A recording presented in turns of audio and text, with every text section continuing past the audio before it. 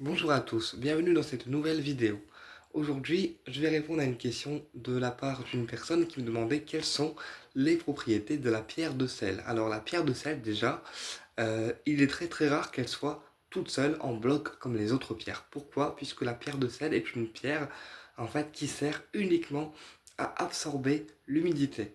D'accord? Dans un lieu. Pour ne pas que le lieu soit en excès d'humidité, eh bien la pierre de sel permet en fait d'absorber l'humidité. C'est pour ça que parfois quand on a des lampes de sel qui sont assez grosses, eh bien elles coulent parce que la pierre de sel en fait absorbe l'humidité.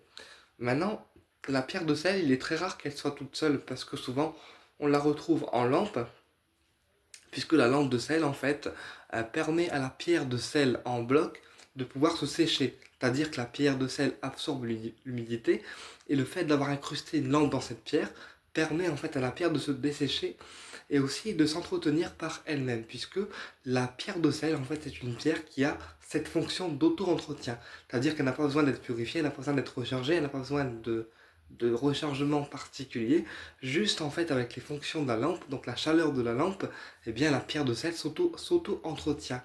Après, voilà, si elle est poussiéreuse, on peut passer un petit coup de chiffon sec sur la lampe pour la dépoussiérer, mais la pierre de sel a aussi cette faculté de s'entretenir toute seule, sans avoir besoin de rechargement, de géode, de quartz, etc. Donc, la lampe de sel, en fait, permet à ce bloc de se dessécher et de s'auto-entretenir.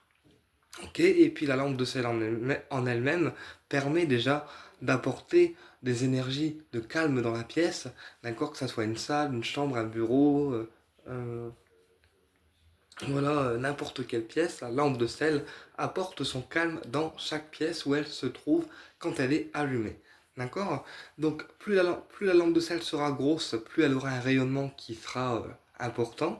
D'accord? Plus la lampe de sel sera petite, plus elle aura un rayonnement qui sera finalement faible. D'accord? Comme une pierre. Une pierre, plus elle est petite, moins elle rayonne. Plus elle est grande, plus elle envoie au niveau énergétique dans son rayonnement.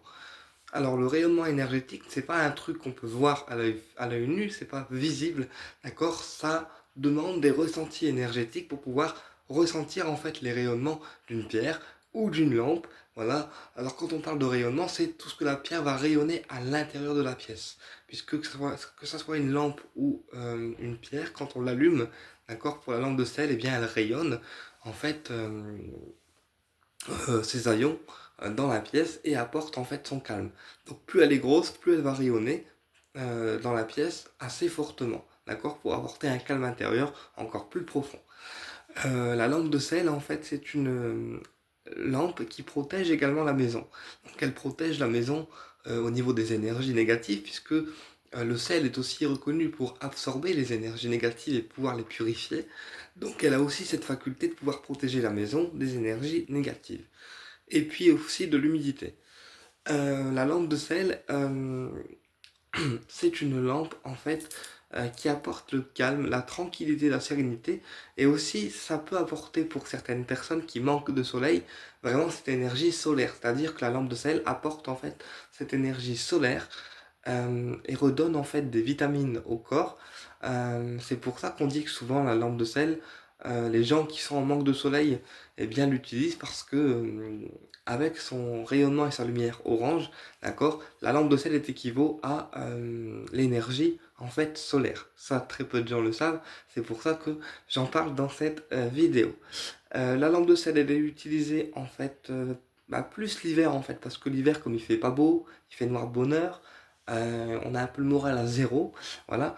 Et bien la lampe de sel permet en fait de récupérer de la vitamine, d'accord, d'avoir en plus cette énergie solaire qui est due à son orange, qui peut être très pâle comme parfois très profond.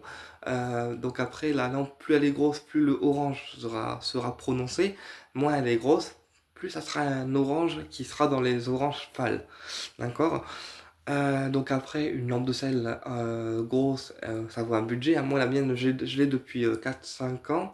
Elle m'a valu 35 €, mais c'est une très grosse lampe à sel que j'ai sur ma table de chevet. D'accord? Avec d'autres lampes en minéraux, mais on y reviendra plus tard. Euh, donc voilà, la lampe à sel, elle est vraiment utilisée pour purifier un lieu des énergies négatives.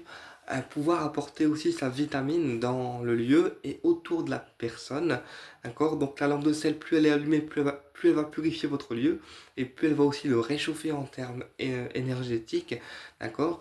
Euh, donc voilà, la lampe de sel, elle est utilisée pour les personnes qui cherchent une relaxation, pour les personnes qui font des soins, qui font des soins aussi dans leur cabinet de soins. Ça permet en fait d'apporter une détente déjà pour vous au niveau de votre énergie et une détente également aux clients que vous soignez, tout simplement. Euh, alors, quand la lampe de sel ne marche plus, parce que des fois ça arrive que l'ampoule elle grille, d'accord? En fait, c'est des lampes à frigo qu'il faut acheter pour les changer, puisque la lampe de sel a les mêmes lampes qu'un frigo normal. Donc quand elle marche plus, il faut juste acheter une lampe à frigo, d'accord? On en remet et puis on remet la lampe en route. Ok? Euh, voilà, tout ce que je voulais vous dire sur les lampes de sel. Euh, donc voilà, ce sont des lampes qui s'entretiennent toutes seules en fait. Juste quand elles sont poussiéreuses, eh ben, on passe un coup de chiffon dessus sec. Et quand si vraiment il y a vraiment beaucoup d'eau qui sort de la lampe, et bien c'est que la lampe n'est pas en fait suffisamment allumée. Donc on l'allume un petit peu, on l'allume un tout petit peu pour qu'elle sèche et puis elle s'auto-entretient en fait toute seule. Voilà. Bah écoutez, voilà, c'est tout ce que je voulais vous dire sur la pierre de sel et les lampes à sel. Voilà, j'espère que cette vidéo, même si elle est courte, elle vous a plu. Et je vous dis à bientôt pour une prochaine vidéo.